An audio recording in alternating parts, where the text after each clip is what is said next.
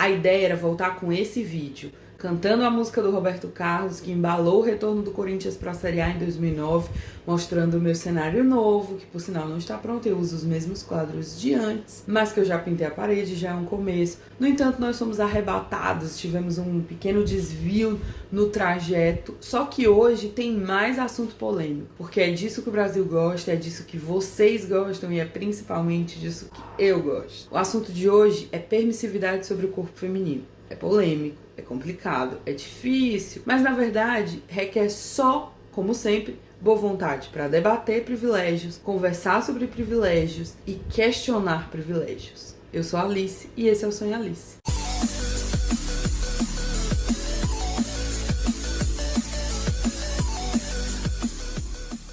É isso mesmo, Brasil, assunto polêmico, porque se a Cristina Rocha pode ter audiência falando e fazendo barraco na TV, eu também posso. Mentira. Gente, brincadeira. O assunto é polêmico mesmo, mas a intenção aqui não é criar polêmica. A intenção é muito mais convidar vocês para o debate, para pensar sobre, do que impor minha opinião, impor o que eu acredito, tá? O tema é permissividade sobre o corpo feminino. E aí vocês me perguntam, de onde surgiu esse tema? Eu furei a orelha, bebês. Na verdade, eu já tinha a orelha furada, mas aí eu fiz o terceiro furo e fiz esse furo aqui, não sei se tá dando pra ver. E aí, eu fiquei pensando sobre furar a orelha de crianças recém-nascidas, de meninas recém-nascidas, na verdade, porque a gente sabe que os furos são nas bebês do sexo feminino, né? Os meninos não têm a orelha furada nos primeiros dias, nos primeiros meses ou até nas primeiras horas de vida. E aí, pensando sobre esse tema, fiquei perguntando para alguns conhecidos o que eles achavam, se eles tivessem uma filha menina, se eles furariam. E eu queria que a resposta fosse imediata, assim, sem pensar, sem raciocinar sobre isso, só pay buff. E as respostas foram unânimes, né? Quase unânimes, na verdade. Sim, eu furaria se eu tivesse uma filha, se a minha bebê fosse uma menina. Quando eu perguntava isso, depois, quando elas começavam a entender a minha pergunta, elas ficavam tentando se justificar porque eu sou feminista e achavam que isso, de alguma forma, eu ia fazer algum tipo de questionamento. E naquele momento, nem era essa a intenção. Eu não queria militar ainda. Eu só queria entender mesmo essas nossas questões mais arraigadas mesmo, mais enraizadas, porque eu queria entender até onde essa doutrina tinha ido. Quando eu começo a questionar esse assunto, tem alguns pontos que me fazem refletir um pouco. O primeiro ponto é sobre a questão da dor. Muito se fala que o bebê não vai sentir dor e que por isso é melhor furar logo para evitar que ele sinta essa dor no futuro. No entanto, não tem como a gente precisar se aquele bebê não sente dor. O que a gente tem são algumas experiências um pouco menos traumáticas para uns bebês do que para outros. E a gente tem a questão do furo humanizado, né? Que pelo que eu pesquisei, leva em consideração vários fatores, inclusive pontos de acupuntura e tal. Então, a gente não tem como ter certeza se esse furo é indolor. O que a gente tem é a possibilidade de fazer isso de uma forma menos agressiva, mas não dá pra ter certeza absoluta se é 100% não agressiva, né? Claro que não é, na verdade. O segundo ponto importante é por que a gente só fura a orelha de meninas. Se não é uma questão estética, qual é o motivo? Porque assim, se é uma questão estética e alguns meninos na adolescência furam a orelha e aí gera outro problema, porque muitos desses meninos sofrem preconceito por causa desse furo, se não é só uma questão estética, qual a justificativa para que a gente não espere que aquela criança, aquela menina, decida se ela quer ou não, se ela tem intenção ou não de furar a orelha? O que me parece, na realidade, é que isso já é, desde a maternidade, uma imposição do que seria a feminilidade, né? E aqui a gente precisa considerar que feminilidade e ser mulher não são sinônimos, principalmente essa feminilidade que é imposta, que a sociedade patriarcal impôs pra gente. Associado a ser feminina, questões como andar de salto, usar maquiagem, enfim, coisas que são absolutamente refutáveis. E é com esse pensamento de feminilidade, de suposta feminilidade, que a sociedade que diz que as meninas precisam usar brincos para serem identificadas como meninas, diz também que elas precisam se comportar como moças, que elas precisam fechar as pernas, que elas precisam não andar sozinha à noite, precisam ter o cabelo longo, porque senão os meninos não vão gostar. É a mesma sociedade que diz que a gente precisa ter a orelha furada para ser uma mulher, que diz como a gente precisa se comportar para ter esse ser mulher validado. Mais um ponto a se considerar considerar é até onde essa intervenção está autorizada. Porque assim, a criança recém-nascida, ela não tem nenhum tipo de domínio ou de consciência sobre as coisas que são feitas sobre o corpo dela. E aí ela precisa da tutela dos pais. Que aí mais um ponto polêmico. Os filhos, eles não são extensões dos pais e nem são propriedade. Os pais, na verdade, são tutores desses filhos que, enquanto os filhos não são capazes de gerir sua própria vida, eles guiam, né? Os pais, na verdade, são guias e não proprietários, não determinadores do que os filhos podem ou não ser e fazer. Mas isso é assunto polêmico para outro vídeo. Mas se a gente entende que o corpo feminino é daquela criança, inclusive até que ela tenha consciência de como agir sobre aquele corpo, o que a gente precisa fazer é proteger aquele corpo para que ela tenha domínio e poder sobre ele quando lhe for possível.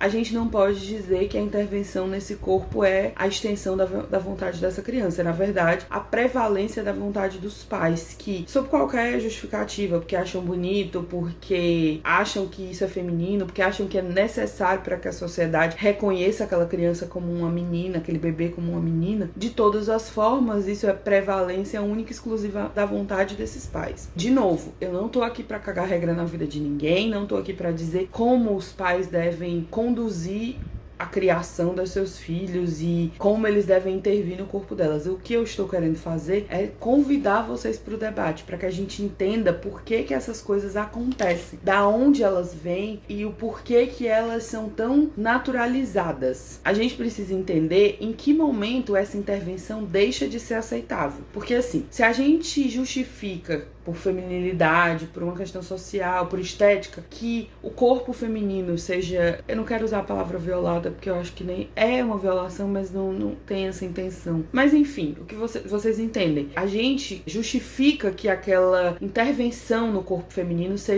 é justificável no corpo da bebê, porque é bonito, enfim, por qualquer que seja o motivo. E aí, a partir de que momento a gente entende que essa intervenção não pode mais existir? Se desde a infância, desde a primeira infância, né, desde sempre, aquela menina pôde ser atravessada, a sua vontade pode ser subjugada porque a gente não sabe o que ela quer, em que momento eu deixo de levar em consideração a vontade da sociedade, da população, dos pais, da comunidade em geral, e passo a levar em consideração só a vontade dela? Em que momento a sociedade vai entender que aquela menina não precisa e não deve ter a sua vontade mitigada? Se a gente determina que desde a infância intervir no corpo feminino é normal, razoável, aceitável e necessário, em que momento essa intervenção para de ser normal, razoável, aceitável e justificável?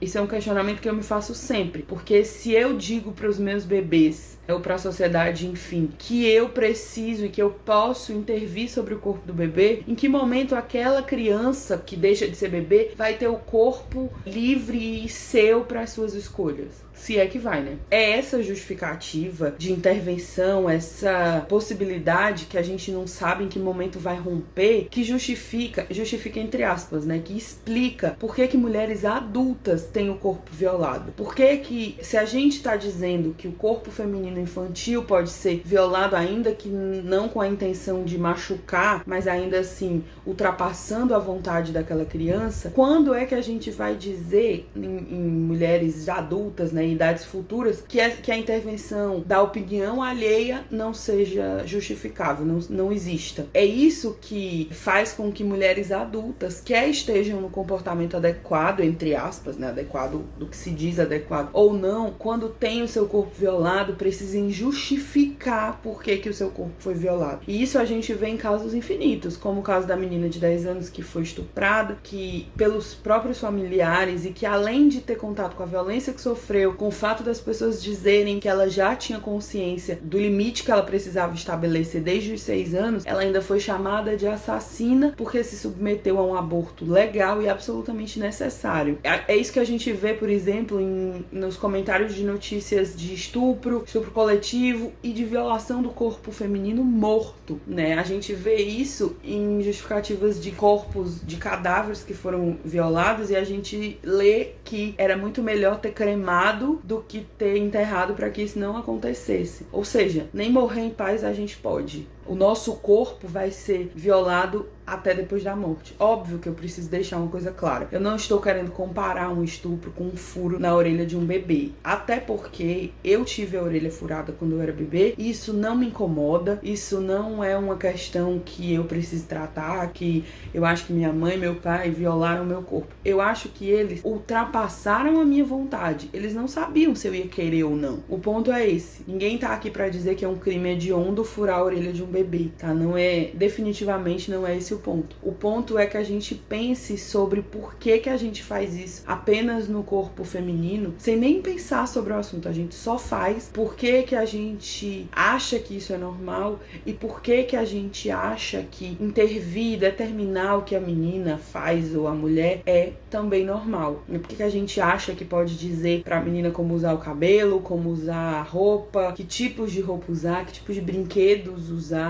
Por que a gente acha que é normal e aceitável que a gente intervenha nas vontades, nos desejos e no corpo de uma menina, e enquanto o corpo masculino é livre para ser e estar. Para quebrar um pouco o clima tenso desse assunto, eu quero fazer as minhas indicações. O primeiro é um episódio de Friends, quinto episódio da 10ª temporada, que fala sobre esse tema de furar a orelha do bebê e de como isso deve ser ponderado, né? Claro que é uma coisa que é levantada lá de forma divertida, de forma leve, mas aí a intenção aqui é que vocês vejam que Friends, que é antigo, que é cheio de close errado, apesar de eu adorar Friends, tá? Só pra deixar claro, já conseguia debater sobre isso, entender esse questionamento que existe ou que deveria existir sobre o porquê eu preciso furar a orelha da menina pra dizer que ela é menina. Não basta só ela ser menina, ela ter nascido menina pra que eu diga que ela é menina. Eu preciso do furinho da orelha. A segunda indicação é a exposição A Culpa é Minha, que aconteceu em Bruxelas, mas que é muito fácil de vocês acharem na internet. Sobre essa exposição, eu queria lembrar que mostra roupas de mulheres que foram violadas, né, violentadas, desculpa, e a gente pergunta, será que a culpa é da roupa? Isso é um questionamento muito importante, porque vocês com certeza devem lembrar da famigerada pesquisa que diz que mais de 50% dos entrevistados acha que a mulher, dependendo da roupa que a mulher esteja, isso justifica o estupro que ela sofreu. Tem também uma outra pesquisa do IPEA sobre tolerância à violência contra a mulher, que fala que 58% dos entrevistados, sim, isso mesmo,